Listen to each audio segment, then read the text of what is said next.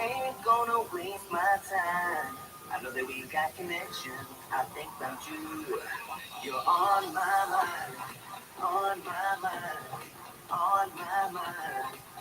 Yeah, I'm going out of my mind, out of my mind, out of my mind. Yeah.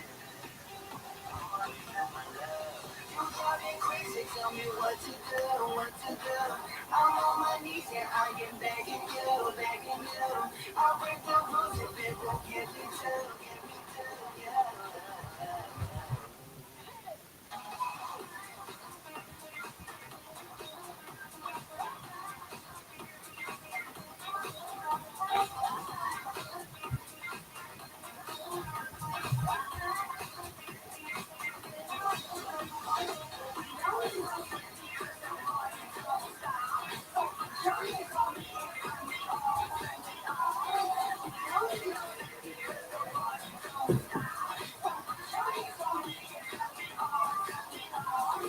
I'm going out my mind.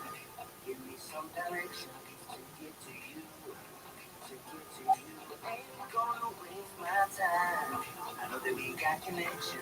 I think about you, for you, my love. You drive me crazy. Tell me what to do, what to do. I'm on my knees, yeah, I am begging you, begging you.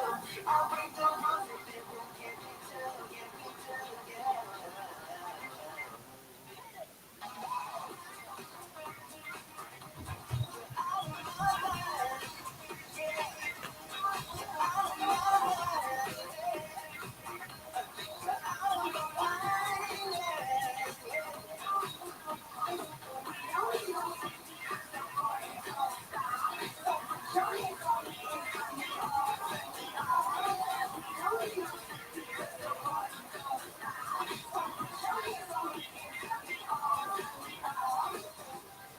I don't wanna waste no time no more. 'Cause I can't get you out of my mind. I can't live without your love for sure. You drive me crazy, tell me what to do, what to do. I'm on my knees, yeah, I am begging you, begging you. I'll bring the rules if it will get me to, yeah. I'm going out my mind.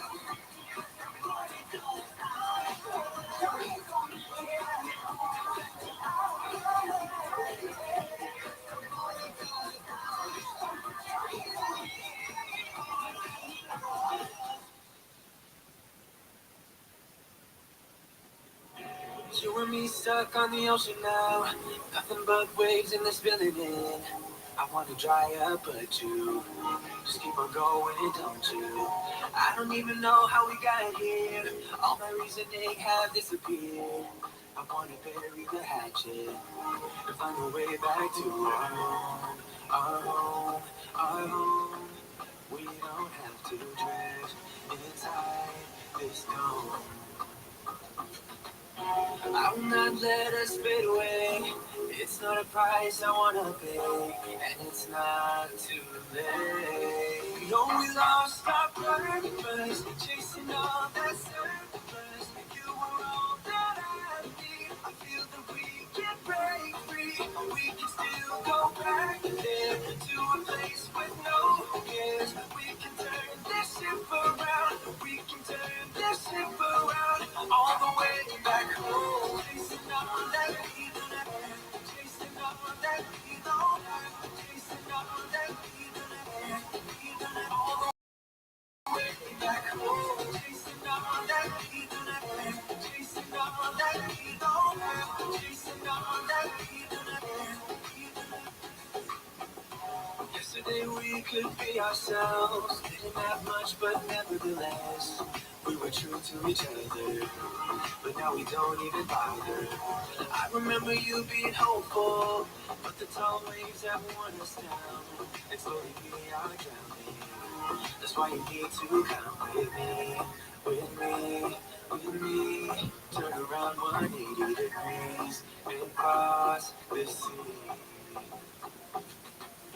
I will not let us fade away. It's not a price I wanna pay, and it's not too late.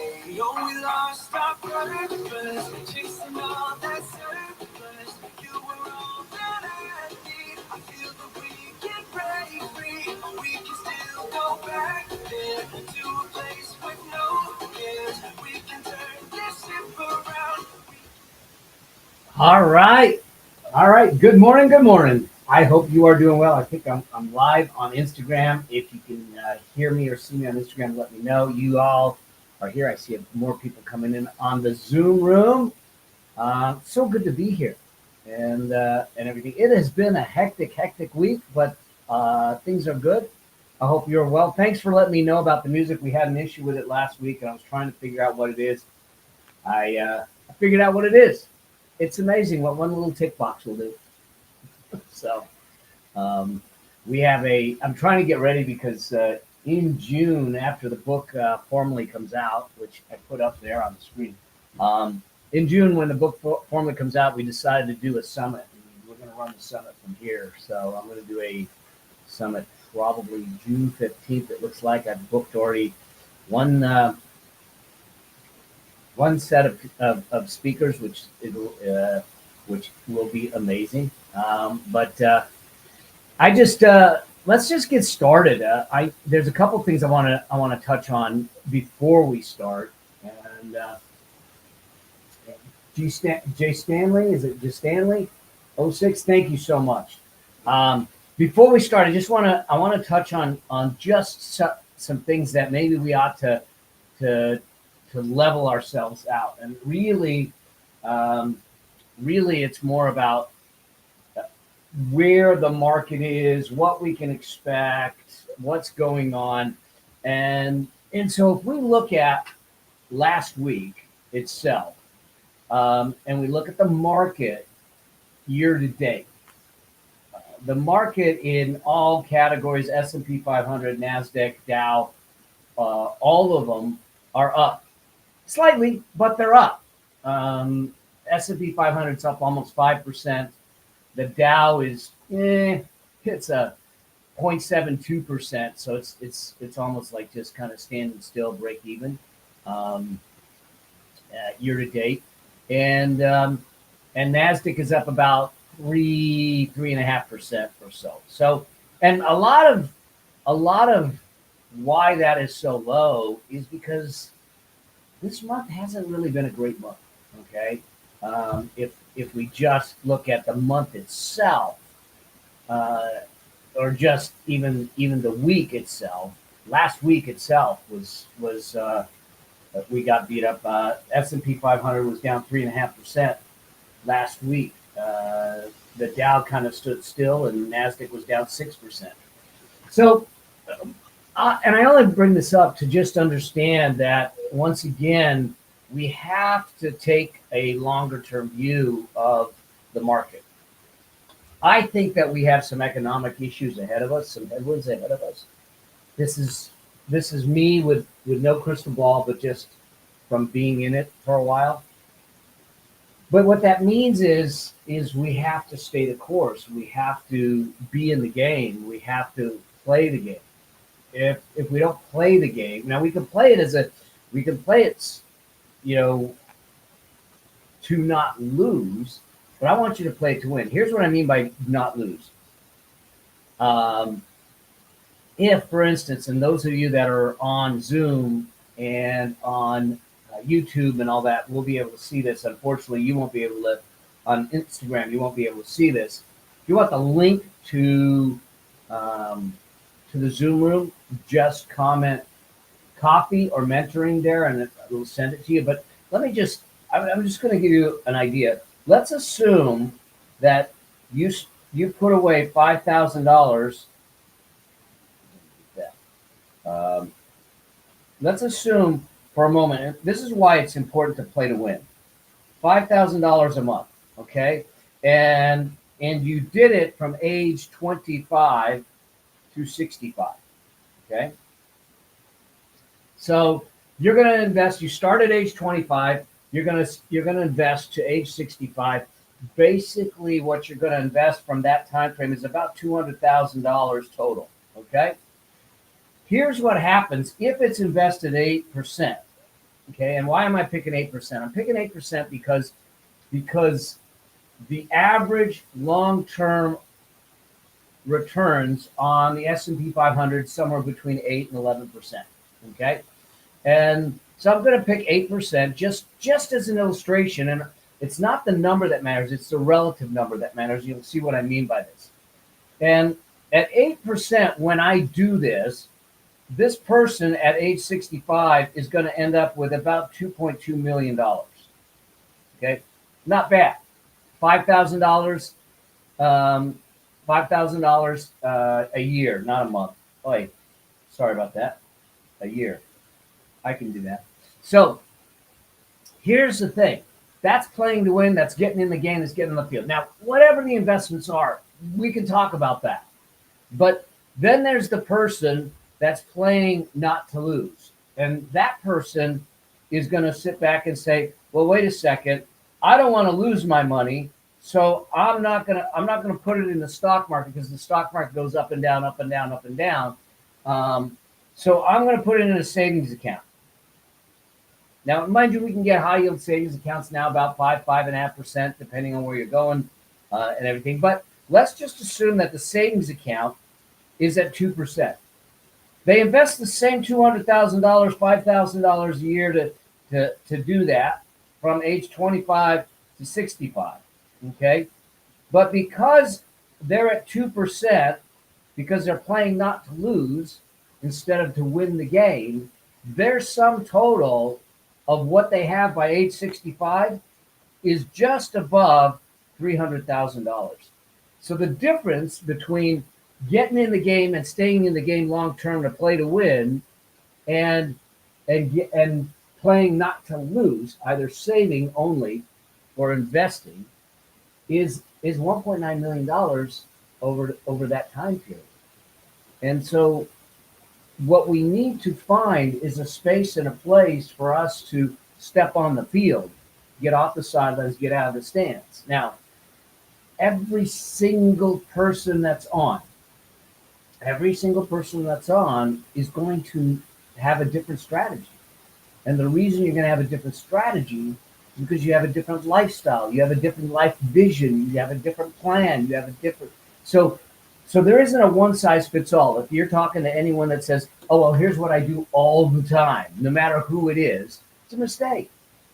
I'm going to be 63. Okay. I have a very different strategy than someone that's 23, someone that's 33. The runway is different for me. And if you have someone that has a family of one or a family of 10, it's different. The choices are different. If you have kids going to college, kids coming out of college, you're empty nesters, all those things become really important for you to strategize. But here's the thing that I think we need to start from always is this. You're always going to start when it comes to money, when it comes to finances, there's a reason they call it personal finance, because it's personal. No one gets to tell you what your finances should be, or what that goal should be, or where you want to be. The only one that gets to tell you that is you. Is to take the time to say, hey, what do I want for my life? What do I want my life to look like? How often do I want to travel? Do I have to take care of, like my mother is in a assisted living. She's on dialysis 3 times a week. She needs a lot of care. She's 90-ish years old, because she won't tell us. We didn't get the whole, we have evidence that she was born somewhere between early 1934 and late 1935. So her age is ish. We're just going to put ish at the end of it. And so she's 90-ish. But she needs assistance, and that is expensive. It's $16,000 a month because of all the assistance she needs. So maybe you're sitting back and saying, I want to build enough of a nest egg, enough of a money machine, as we call it, to know that I'm taking care of my loved ones, to know that I have the ability to take care of my loved ones, to know that I have the ability to navigate those things. Maybe it's something that you're sitting back and saying, I want to get behind a movement. I want to get behind a mission. I want to start a mission. I want to start, I want to put water in third world countries, or I want to help animal, cruelty. I want to help, like I have a foundation, a charitable foundation that deals with abuse and violence against women and children. And so whatever it is, the reason we build the wealth, the reason we build the money machine is not to have the digits in the bank account, but rather it's to have the choice in our life. And that choice in our life is a personal choice. And just because you might have like just because you have a sibling that may not make the same choice, it doesn't make your choice wrong. But here's why this is important. Once you know what that choice is, once you know what that decision is, that journey is, then it informs you to sit back and say, where do I need to build this? How far do I need to build this? Where do I need to go to allow me to do the things that I want to do? And that sets the trajectory. So the vision will decide the plan. The plan will decide the strategy. Strategy will inform the tactics. And so that's why it's important for us to level set and say, doesn't matter what age or stage you're at.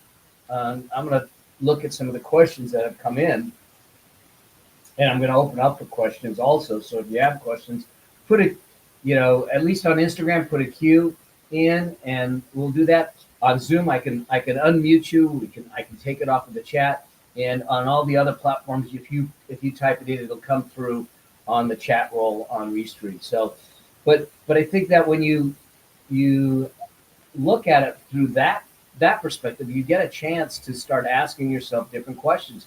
And I get it. Like one of the questions that came in, and I think this is a question that is on a lot of folks' minds, that, hey, I know you just gave me an example that if I started at 25 to 65, great, but I'm nowhere close to 25. I remember talking to my son one time. Now my son's 34 now, but I remember talking to him one time, and it was around my birthday, and I go, God, and I think it was like my 52nd birthday or something, and we're sitting there, and I said, man, I remember when 25 was a long ways away. And he looks at me and he says, it still is. It's just the other way, Dad. God, thanks a lot, but no matter the age or stage, we get in the game. We play the game. Now the rules might be a little different if you've got a shorter runway. But that's why there's no one size fits all.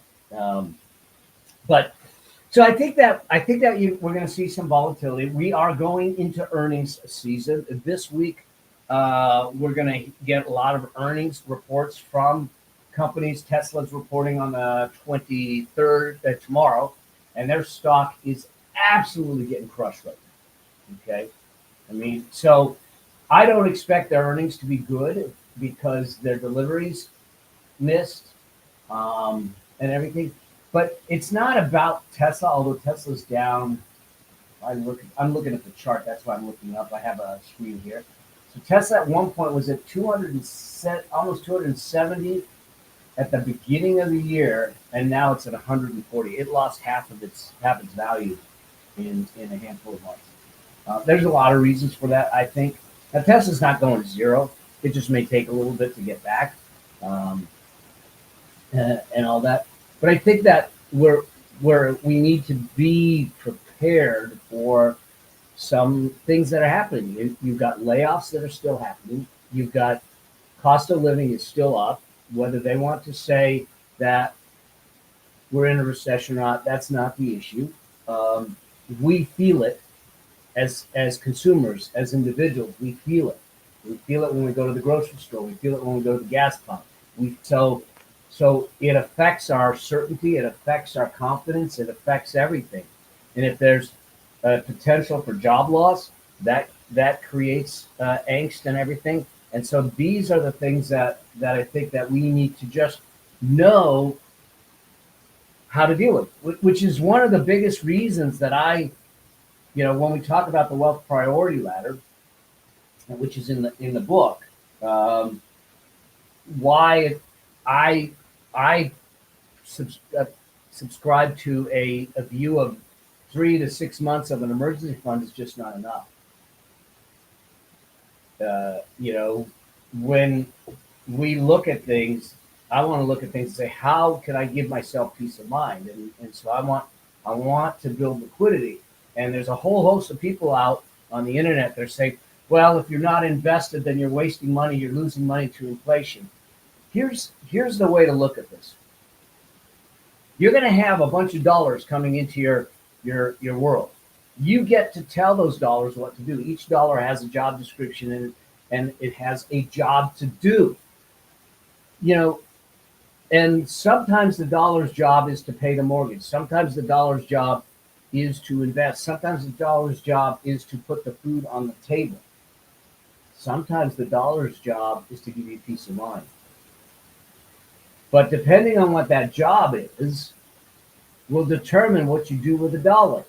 And if the job of the dollar is to give you peace of mind, and liquidity, then it isn't there for growth. It isn't there for wealth building. It is there for peace of mind. And I was just watching someone who said, "Oh, you should put your money into a high yield savings account, lock it down into CDs or longer term investments, even if it's your emergency fund." Well, y'all, let's think about this. The definition of an emergency is it's unplanned. And if I need the money because of an emergency, I need the money. And if it's locked down, I can't get it. Hence, it doesn't allow me the peace of mind. Now they say, well, you'll pay a penalty. Well, why even set that up in the first place? So, because you might get 1/10 or 2/10 of a percentage point more, it doesn't make sense. Then they showed a money market fund that they said to invest in. And even what they put on the screen, they said, look, it's getting 5.8%. But then off to the left, I see the expense ratio. The expense ratio is like 0.8%. I'm going, wait, so I'm going to get 5.8, but there's an expense ratio of 0.8. Why am I doing it? I can get 5 in a high yield savings account insured, fully liquid, no fees. So, I mean, all I'm doing is this idea of knowing that every dollar has a job and make sure you're looking at it through that lens. Otherwise, we tend to put them all into one category. And that's when we start to either overspend, not use the dollars correctly, having dollars all invested, so we put things at risk. The way to sustain yourself during volatile times or during uncertain times is to follow the wealth priority ladder. Know that I have a financial liquidity cushion to begin with, that I'm executing on a plan or a process that makes sense, and that I'm not taking on an inordinate amount of risk into my role based on my facts and circumstances. So that's kind of just the lay of the land. It was something that I wanted to talk about. Most of the time when I get on these things, it's not planned. It just comes. It's just what I'm feeling and based on what I'm reading and in the conversation. So, I'll pick up some of the questions now.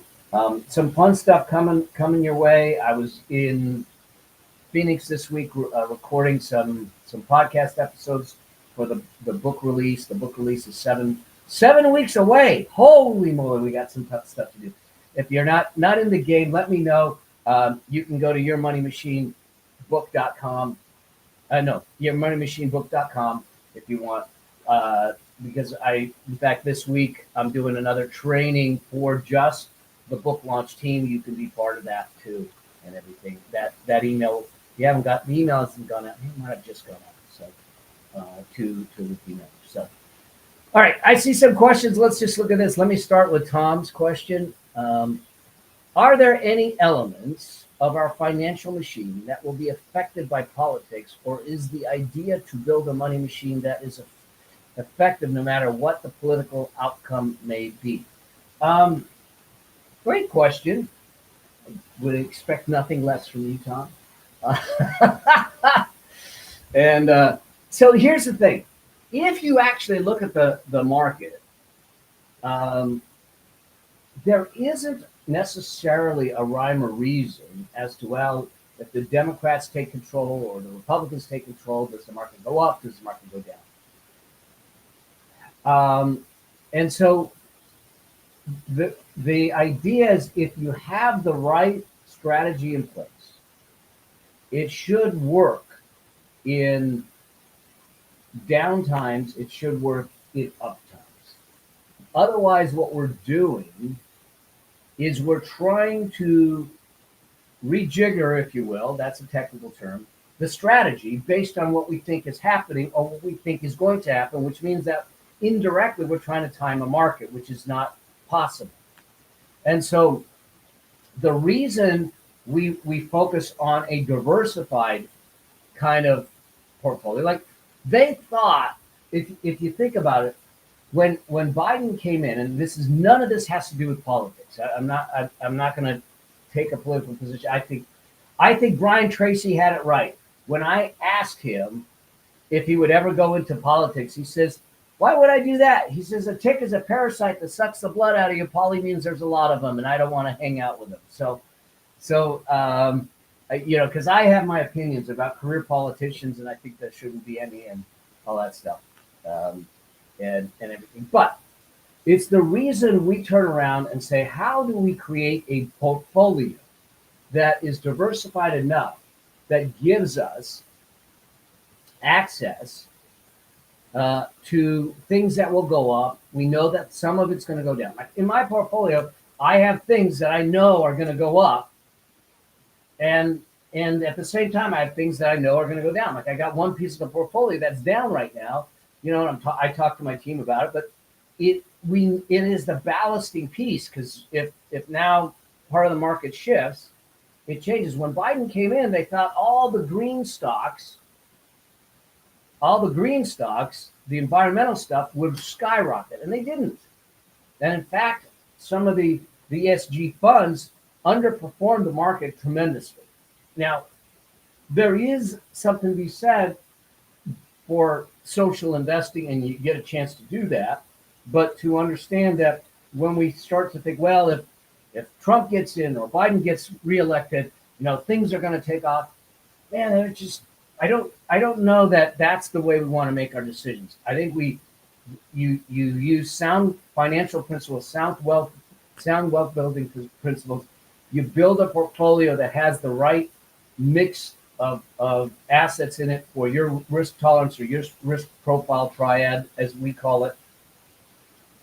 And then you let it run the game, because at any given point in time, a sector is going to be up, a sector is going to be down. And if you're broad-based enough, then they should even out. The market goes up 8 out of 10 years. That's historically what we've seen. There's a study out there where they studied the S&P 500, and they said, if you look at, and my percentages might be a digit or two off here, except for the last one, because I know that one because it's such a big percentage. And that is, if you look at 1 year as the holding period, there's like the percentage of time that you would be up is 68 or 69%. It might even be 64, but let's give it a benefit of doubt, 69%. If you go to 3 years, it goes to something like 74%. If you take it to 10 years and you look through the lens of holding it for 10 years, it goes to 94%. So the best way to raise the probability of growth is to extend the time of holding. And so that's kind of the way. Now, do I have short-term holdings? Yes.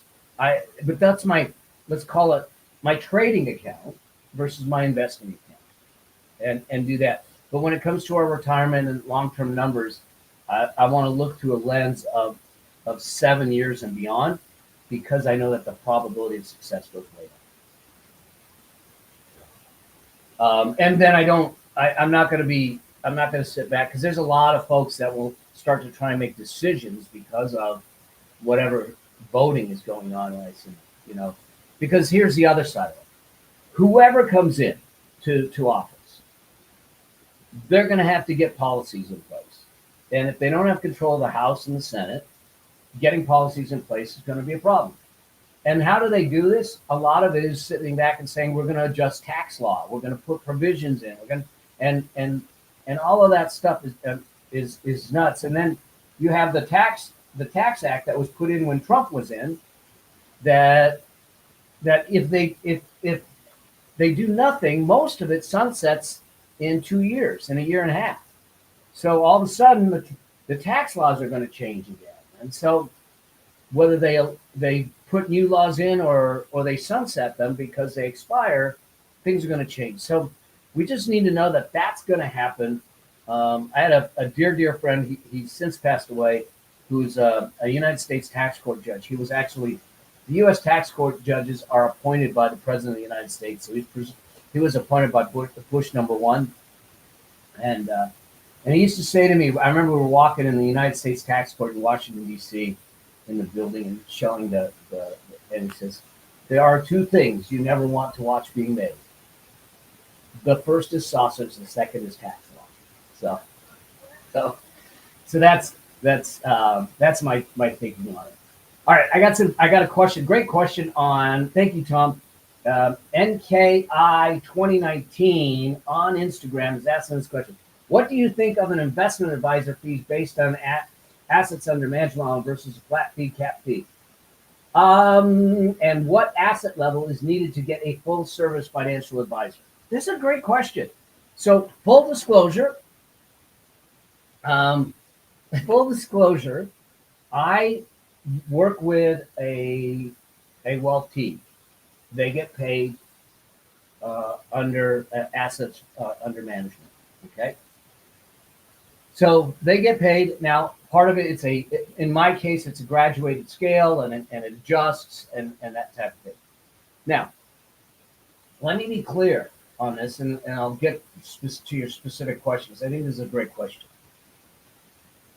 An investment advisor, God, there's so many ways I can go with this. Okay, an investment advisor is not just there to put the investments in. Because you know what? If I wanted to invest in ETFs, index funds, or stocks or anything, I can do that on my own. In fact, I do. Okay? So I don't need them for the investment itself. The question is, what else are they doing for me? And that's where they earn their keep. That's where they earn their keep. Now, can we do it on a flat fee? I love a flat fee, cap fee type of scenario as a possibility.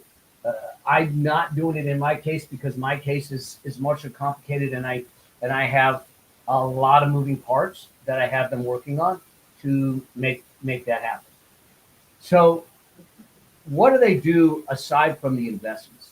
They help build a strategy with me, not for me, with me, which is important. 2, I will only work with someone that's a fiduciary. I worked with someone I've worked in the past with people that were not fiduciaries. And I will tell you, there are 2 standards that they can play by. Well, there may be more, but let's just talk about 2.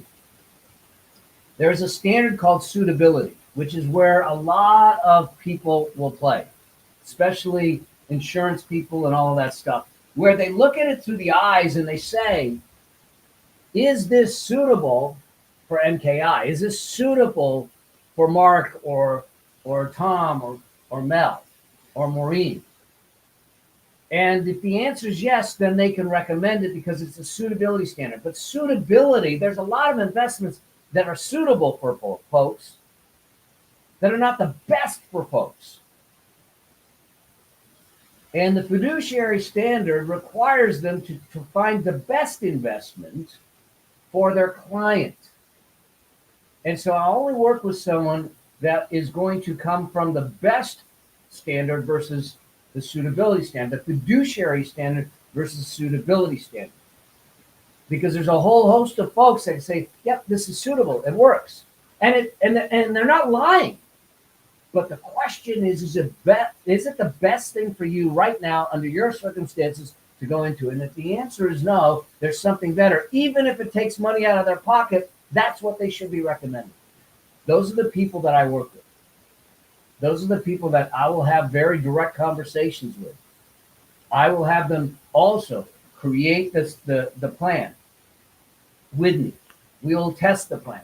In October, I sat with them and I said, here's what I need you to do. We are going to break this down and we're going to carve this thing out. We're going to look at it 30 different ways, 100 different ways, 1,000 different ways. I want to know that this plan is going to work if the market goes down 30%, 50%, 40%, up 30%. If I stop working, if our expenses go through the roof, I want them to test everything. So we tested to look at the probability of hitting all the numbers and making sure that the money machine stays intact. That kind of stuff becomes important. I have a defined benefit plan.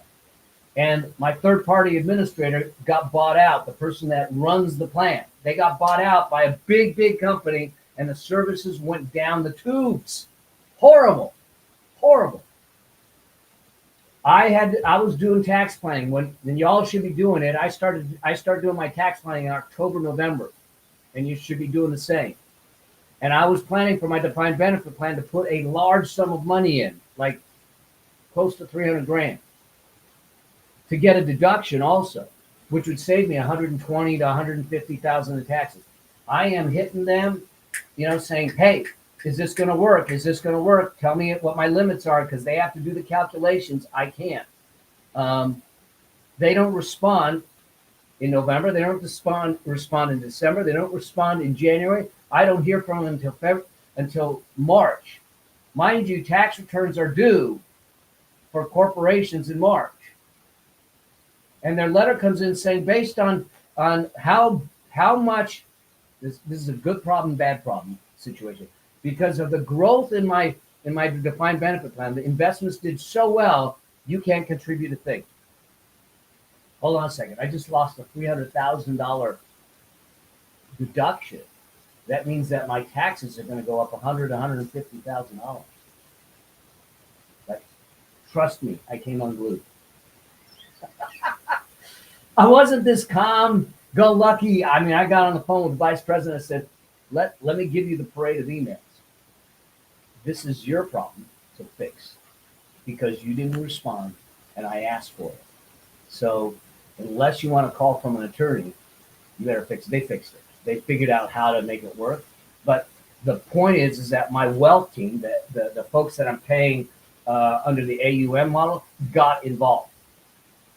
And they spearheaded and worked through it. So my point is that they do much more than pick investments.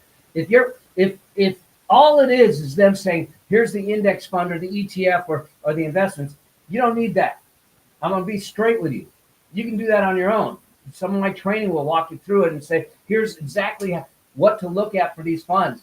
Do a one fund portfolio, a 2 fund, a 3 fund, a 4 fund portfolio. You're done. But there's so much more with it. So having said that, I do believe in the model.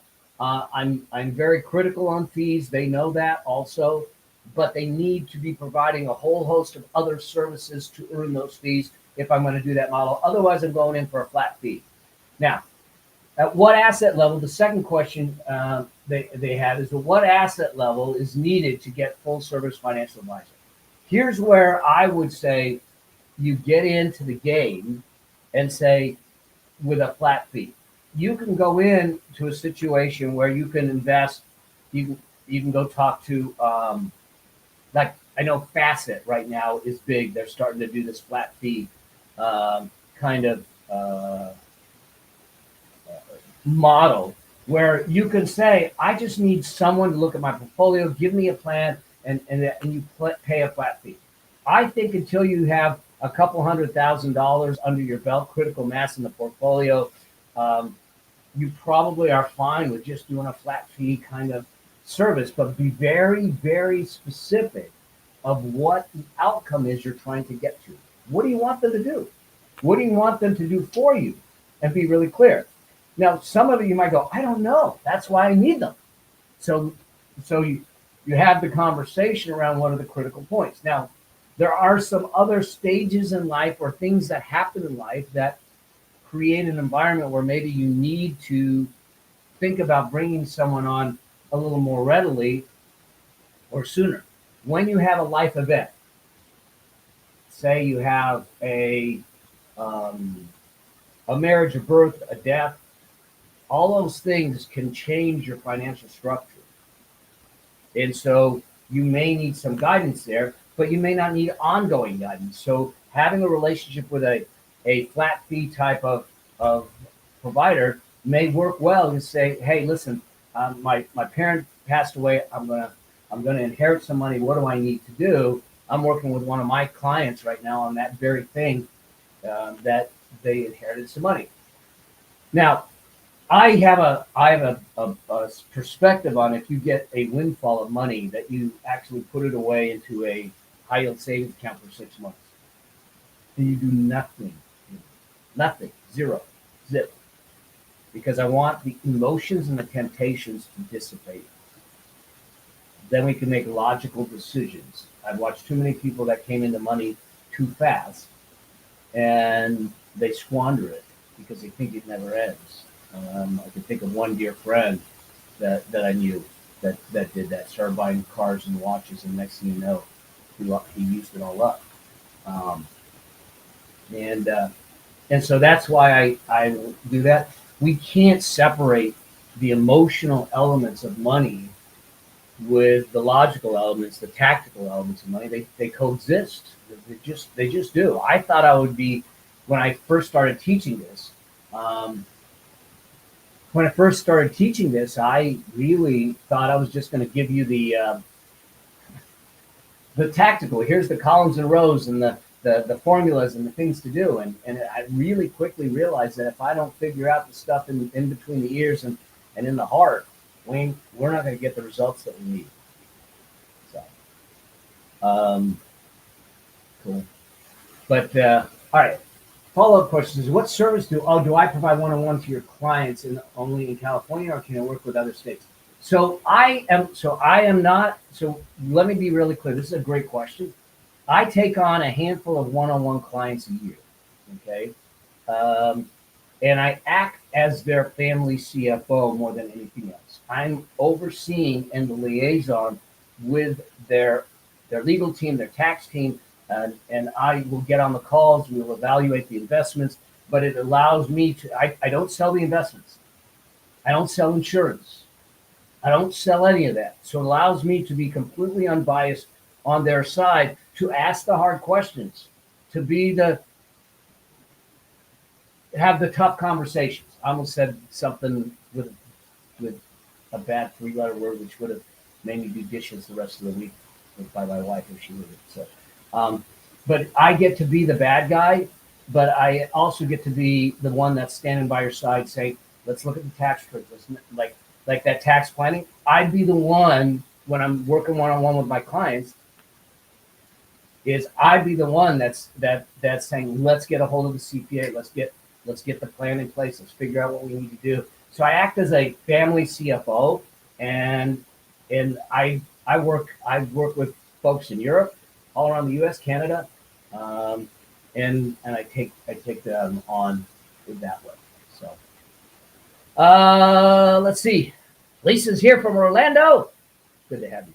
All right, I think it says, what is the minimum amount allowed per month to invest in S&P 500, let's say? There is no, so, and I think that this is the gentleman I see driving, so drive safely. Um, and so there isn't a minimum amount to invest in the S&P 500, because you can get an S&P 500 fund. Now, there are minimums sometimes, when you first start out, you got to have $1,000 minimum or something like that. But beyond that, there isn't a minimum. What there might be, depending on how you're investing, let's say you're investing it through an IRA. Well, now we have a maximum of $7,000 for the year, or a Roth IRA, $7,000 for the year. If you're in a 401k, it's 23,000 unless you're 50 or over, then it's 30,000. So there's maximums, but there typically isn't a minimum to invest unless it's the very first beginning. And in my Investing Simplified course, I walk through exactly where to look and what to do, how I look at the funds, and it shows you exactly where the minimum investments are, but that's it. And for those of you that haven't done it, if you right now, that course is a new course. It's not been on the market. It has not been sold. It will not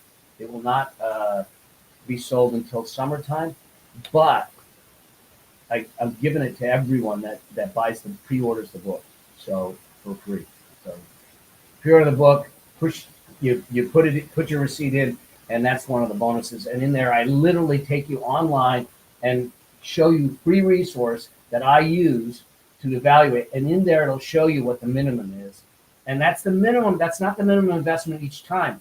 It's the minimum to get into the investment. Once you're in it, if you want to be putting in $200 a month, $500 a month. Now, what should you be putting in is a different question. What you should be putting in is determined on your plan. What am I trying to get to? What's that target? Does it need to be 500 a month? Does it need to be 1,000 a month? We recommend in the Wealth Priority Ladder that at some point I want to push your savings and investing rate to 20 to 25% of what you got.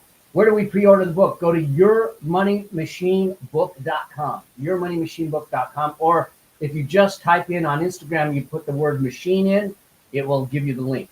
All right. So what happens is that if you look at this is the 4 wealth drivers matrix. The first element that we need to think about is this idea of income. And knowing that we want to increase our income, but a lot of times people think yourmoneymachinebook.com. There is an Audible coming out, but I just recorded it.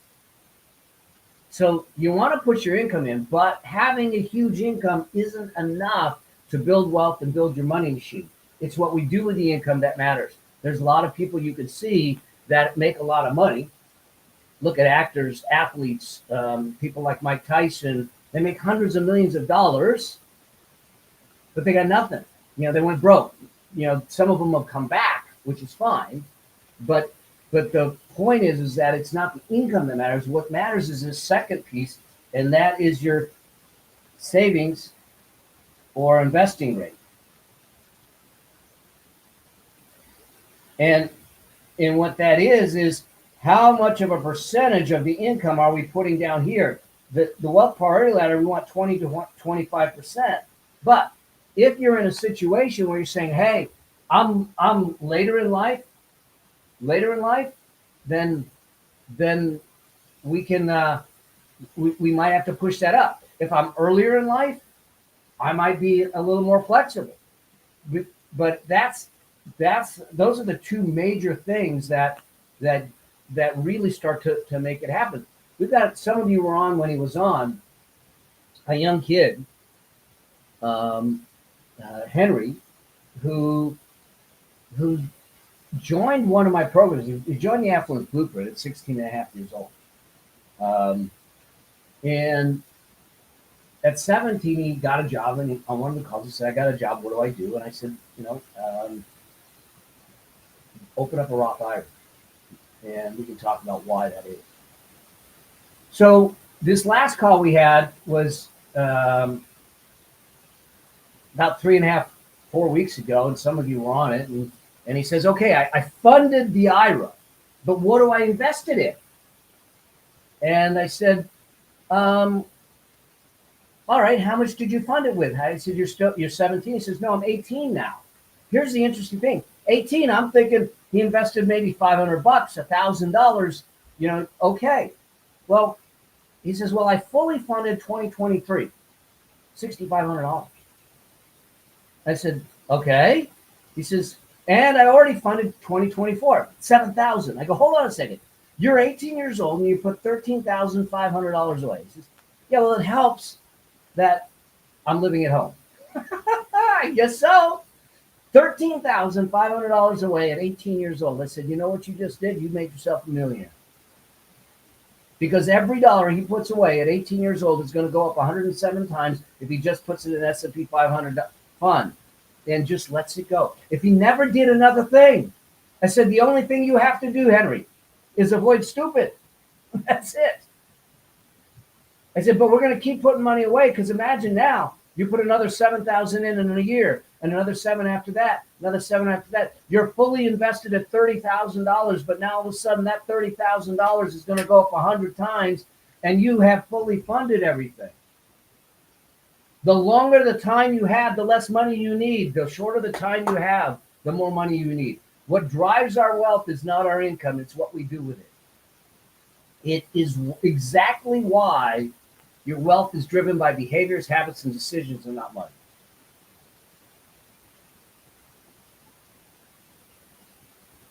So,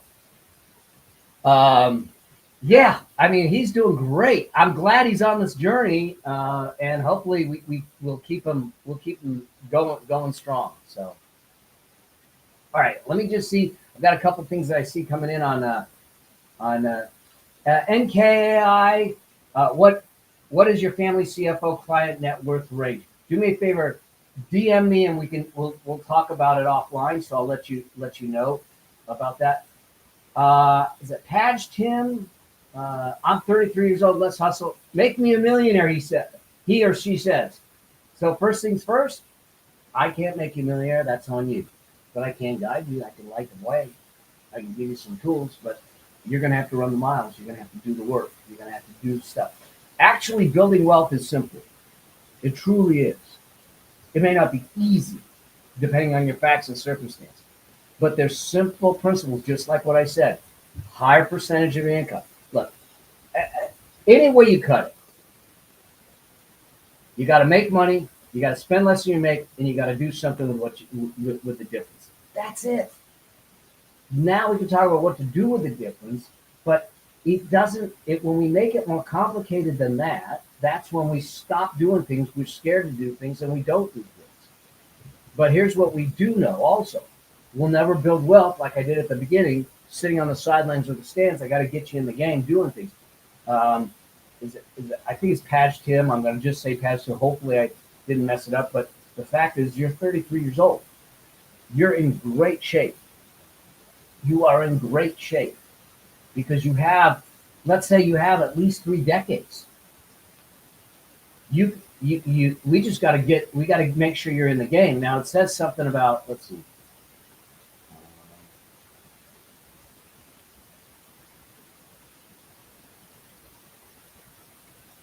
I am 100, it's 1 a.m. struggling now. Like, what? I'm not sure I understand the last thing. I spent 100. I'm struggling now like an idiot. First off, hey, let's look. We all have, whatever you've done in the past, you've done in the past. I have made some horrible decisions. I wiped out 1/3 of my net worth, got caught in a Ponzi scheme. Y'all, we end up in these places and judging ourselves, beating ourselves up isn't going to serve us. It's not going to move us forward. It's going to hold us still. So whatever happened. Let's figure out what it is, what we can learn from it, and let's grow from it, and we'll move you on from there. I get it. You know, if you don't think it was a great decision, I'm with you because I've made plenty of them. I'm not exempt. What funds do the young adults choose in a Roth? You know, I can't give you specific investment advice, but look, it doesn't. If you look at the idea of investing long term, we don't have to get complex. We don't have to get all kinds of exotic investments. As you grow in wealth, complexity will search you out. Don't search it out, because complexity leads to friction. Friction leads to risk. Risk leads to losses. Okay, and so for young adults, you know, they can be in an S&P 500 fund. They can be in a total stock market fund. They can be in anything like that that is invested because they're young. And so the majority of their investing is going to be in equities, stocks, that is going to grow over the long term. Just like with Henry at 18 years old, it's going to go up 107 times. With a 107 time multiple, I don't need to take a lot of risk on. And this is why, like I look at my son, he's 34, his wife's 30. They've got 3 homes and a multi-million dollar net worth. I started working with him and talking. He wasn't really investing a lot, but I started paying him a commission at 11 years old. And from that, he was doing charity, he was spending, he was investing, he was saving. But the purpose behind it was to open up the conversation around money in a positive way. Not about buying stuff, but about how money can be a tool, and how his age is a leverage point. And they get it. They're in a position that my guess is another 3 years, their machine will be running. The idea, remember, the subtitle of my book is how to get your money to work harder for you than you did for it. And what that means is that your money is actually earning more money than you earn from your efforts, without your efforts. And that's the thing that I think you want to strive for. And then you have a money machine that's self-funding. When I got diagnosed with a cancer and we shut the businesses down, we shut a lot of that stuff down, the machine was generating the income for us. But I wasn't draining the machine. I wasn't cannibalizing it. I wasn't doing any of that. It was generating enough income to support our lifestyle without changing it, while still growing the machine. That's the result of it if you do it right. Great questions. All right. I had another question that came in on the hotline. And those of you, I know that some of you have pinged me saying, I want to talk about Family CFO. Send me a DM. Like I said, I take 3 to maybe 5 clients on a year. I might have 1 space left. It's very specific, but we'll see. I want, and the only reason, look, we can talk about it here, but I want this to be an environment where I'm serving and not selling. So I want to be able to do that, and so keep it from that perspective. Other than I do want you to go get the book, but that's all right.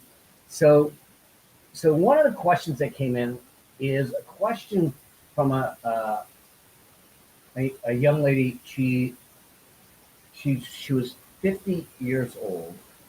Let me see if I can pull it up.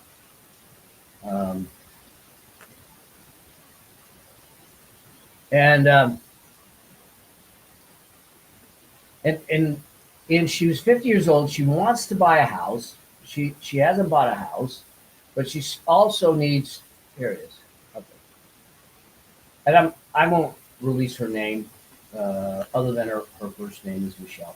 It says, I'm wondering, as I am 50 years old and have very little for retirement and want to start saving now and have been following you. I also however, have not purchased my first home yet and would like to at some point. My question is, should I use the money I will save for a down payment on a home and then allow the home to grow in equity, or would just investing that money each month, approximately an extra $800 a month in the market, outweigh a housing investment? I know there are a lot of variables, but I guess considering earning 8% interest, I just don't want to buy a condo or other and then be stuck not being able to save. Thank you. Have your entrepreneur book and love it. Thank you for asking the question. This is a great question, and it's a challenging question because we can talk about the financial part of it first. I mean, second. But I think what I want to do is delve into the element of the emotions behind owning a home. Now, I have a home versus rent calculator that allows you to start to look at things and say, does it make sense to buy a home, especially in a higher interest rate environment? And in some cases, it may not make sense to buy a home. Here's what we know. Michelle, you're 50 years old. You've got a decade and a half, 2 decades maybe of work ahead of you, working years ahead of you that you may want to do. During that 2 decades, if you're putting money away, you have the ability to build something somewhat substantial because that's plenty of time. Because, you know, you can literally, in 2 decades, quadruple a dollar that you put into today under the Rule of 72. So my concern is this. We take that money and we buy a house. The house is illiquid. Now, I get it. You need to have a place to live. So we'll come back to that. But the house is illiquid. It's not going to provide for your retirement. It's not going to provide cash flow for you. It's not going to allow you to do anything other than to live in it without maybe paying rent. But if you're going to buy a home and you do it on a 30-year mortgage and you're 50, you're paying a mortgage till 80. So I'm not sure it's the right thing to do, but I understand the emotions behind wanting to do it because of where you're going. If you said to me, I can buy the home and still put away, different game. But if it's an either or, I actually want you to really consider running some numbers on a retirement calculator. You can use my affluence, the basic affluence number calculator that you can get on my site, that sits back and says, what do I need to build to be able to live the life that I want? We need to know that number going forward, because that will inform you. Now, there is this, the American dream is to own a home. And I don't know that it's the right dream anymore. I'm not one that demonizes those that rent, because I think when you start looking at finances and stuff, sometimes renting is better than owning. Now, because here's what I believe. Your home is not an asset from the standpoint of allowing you to pay for your lifestyle. Your home is a place to live in, for sure. We love our home. It's expensive. Okay, it was expensive because it's on the beach, but it was a horrible financial investment from a cash flow standpoint because it's not generating cash. If we rented it, different game. So I want to differentiate between a fulfillment asset, which is what your home is, and a money machine asset, which your home isn't. Okay, a fulfillment asset is something that we actually can afford and we buy to bring us joy and fulfillment. A money machine asset is something that has the ability to generate cash flows and support our lifestyle. I call it an investable asset. So they're two different things. It doesn't make them wrong, but I want to be smart about it. And because when you ask the question, you say, I don't want to be stuck. I don't want to buy something and then be stuck not being able to save. And that's where the numbers come in, is that if you end up in a house but you're not able to save, then when you get to 70, you have a home, you have 10 years left on a mortgage potentially, and you've got no cash flow. That's the concern I have. Now, if I knew your whole picture, we might be able to make it and adjust it and look at it more directly. And if you were on live, we could run through some numbers and everything. But that's the thing that concerns me with this, is that if you were 30 years old, I have a different answer. I'm looking at it as 50 and you don't have anything for retirement. I need to get you in the game because your ability to pay. Like my mom, look at my mom. We grew up in the same house. You know, they bought the house in 1958. I was born in 61. That was 1961, just so you know. And we lived in that house the whole time. And then when mom went into the hospital 6 years ago, is when we ended up selling. Now, mom had this idea that, and I don't, love mom, but she, there's me, and I have an identical twin brother, and I have a sister.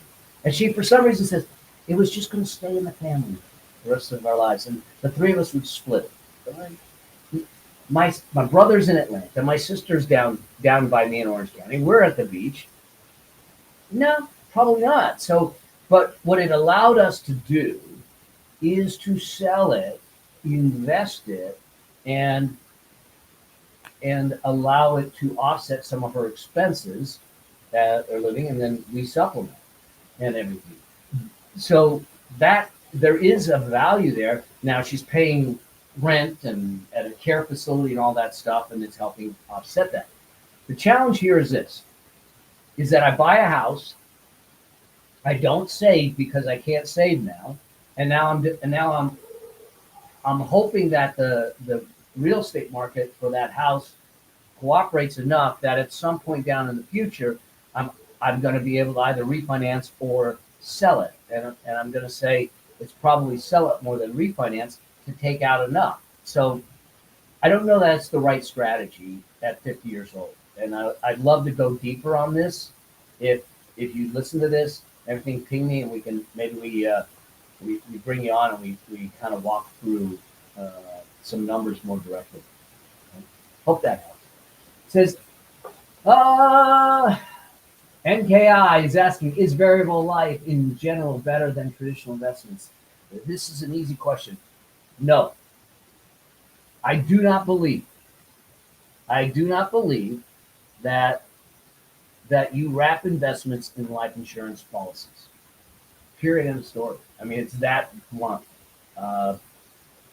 They're inefficient investment vehicles. There's a lot of commissions and fees associated with it. And the only ones that really make money is the insurance company and the broker that's selling it. So I don't, if I'm going to use, I don't buy life insurance for investing. I buy life insurance for life insurance, and I invest separately. Okay. If you look at the numbers, what the life insurance company, what are they investing in? What can they invest in that is going to outperform anything that you have access to? And not only outperform anything you have access to, outperform the fees that they take off the top at the very beginning and year after year. So without taking on a whole lot of risk, they're playing a game. Just so understand what the insurance is doing. They're collecting premiums. They're making investments that are the same types of investments that you might be able to make, because they can't come up with some convoluted investment structure. I mean, they can. This is when they get in trouble. But in the end, unless their investments perform better than what you could get in the market on your own and recover all the fees on an ongoing basis, you'll never get ahead. And they tell you, well, they'll guarantee you this, and there's upside, there's downside protection, and you can participate in the upside. I get that. But you know what? They don't tell you about the fine print. What are the fees? What are the costs? And even if you participate in the upside, guess what? They cap it. Look at the participation rate. What they're doing with some of these is say, hey, and I get the appeal. You'll never lose money. It won't go down. It'll lock in. Great. So you don't get a free lunch. If they say that you're not going to lose money, they're going to get it somewhere else. And where they get it is on the fees and the upside. So now if the market goes down 10%, maybe you don't go down 10%. But if the market goes up 25%, you might only go up 10%. And now you missed out on that other 15. You have to look at all the terms. And their illustrations that they put in front of you are just that. They're illustrations. They're not guarantees whatsoever. And one of the biggest things, always follow the money to the bias. Always follow the money to the bias. Y'all, they're insurance salespeople. They make money by selling insurance. The only solution they have to a problem is insurance. They'll structure the insurance to make it sound like it solves the problem. You want to be, this is why I say independent, objective advisors are really important, and that are not driven by commission or the fact that they only have one tool in the tool belt, insurance or something else. It's why I like my position. People say, are you going to get securities license? I said, nope, because I'm never going to offer securities. I'm never going to offer insurance. I want to be able to have frank conversations like this. And if you were a CFO client of mine, I'd say, let me talk to this broker. And I'd have the conversation. I'd ask the questions, and they'd go, well, they have to justify it to me on your behalf. So I don't, the short answer is that they're not better than traditional investments. They may feel easier and they may feel better because of provisions, but you have to understand what you're paying for, what you're getting, and what the limitations are. Hope that helps. Great question. All right. Other questions?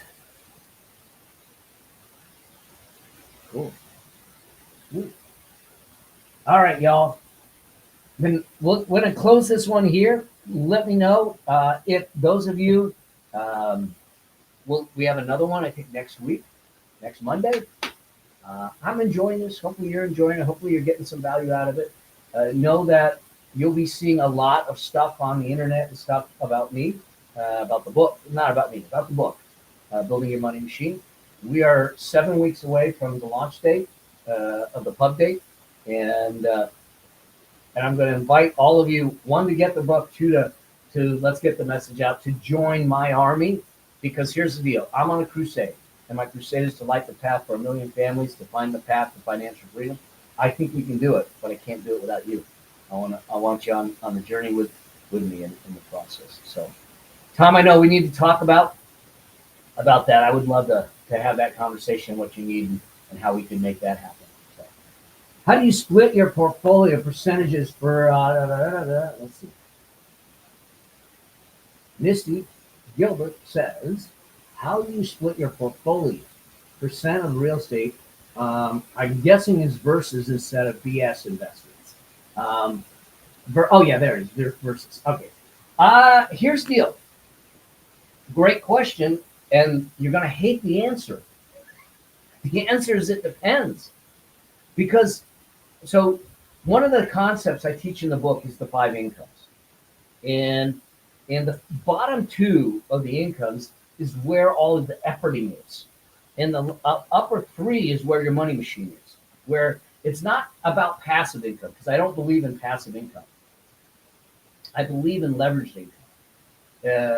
And why I don't like the term passive is the tendency when we say passive is to set it, forget it, never look at it. Your wealth, your money, and you have a relationship. And just like any other relationship, when we become passive, June, the day after the book publishes, is my 13-year wedding anniversary. So 13 years. If I took a passive approach to our relationship, we'd have never made it 13 years. I mean, there was a time in my life where 13 minutes was a long-term relationship. So this is really good. And so the point is that I like the idea of leverage, meaning that how much effort and how much time does it take to generate the income? And the more leverage you have, the more time you get back. And so the idea with this is that one of the categories of leveraged income is asset-based income, real estate, equipment, things like that. Now, do I own a lot of real estate? Yes, but not directly. In other words, I don't have a bunch of properties because I just don't want them. I don't want to be a landlord. I don't want to be that person. I don't even want a management company to deal with. So I own real estate through syndications and partnerships where someone else gets the headaches. and I get the cash flow. I get the appreciation. Does that mean I give up a little bit on it? Yeah. But my point is this: the three categories of the five incomes that create leveraged income, uh, how much we put in there is dependent upon one, the lifestyle we want. My lifestyle, I didn't want to be a landlord, so I chose to focus on residual income and portfolio income more than anything else. The other thing about how much percentage is going to be on in real estate is highly dependent upon your circumstances and your risk tolerance. At the very beginning, I actually recommend that people don't start with real estate. And the reason I say don't start with real estate is because if you have $50,000 to invest, you probably get one property. And if that property goes bad, you have a bad tenant, you have a bad repair, you have a tenant you can't get out, and you got to evict, it goes vacant for a while. You have to carry that asset for a period of time until you can get it working and cash flowing. Versus if I had 50,000, I put it into index funds and ETFs and everything. I have a basket of diversification, so I have less risk at the beginning. So at the beginning, I look at things and say, I want safety first, growth second. So I want to make safe decisions to grow before I take on risk. And the lack of diversification in a piece of real estate at the beginning concerns me when someone doesn't have liquidity.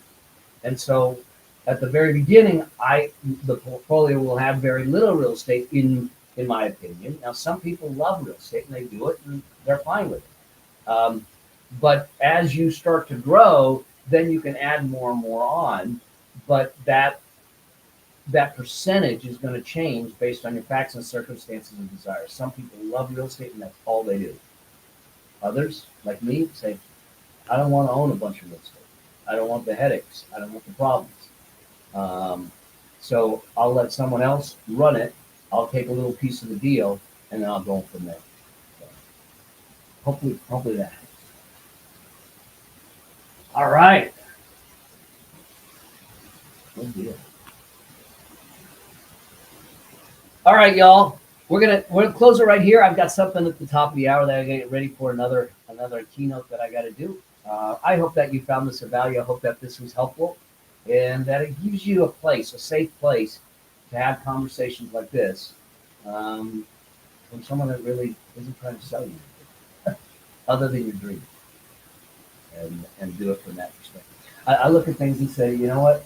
There's so much financial stress in the world. There's this new study that came out from the American Psychological Association that said 72% of people are stressed around money. And I think that's a travesty. We shouldn't be. Now, some of that stress is because of lack of knowledge. Some of it is because of lack of money. But either one, we should be able to fix it. And so it shouldn't be there, because if there's that much stress around money, there's no way that they can have mental wellness and physical wellness when you have that kind of financial stress. So we have to find a solution and create financial wellness if we want physical wellness and mental wellness. So I'm going to keep on this crusade. I hope you enjoy it. Cheers, y'all. You guys have a great day, and we'll talk soon. It was great. Thanks, Dave.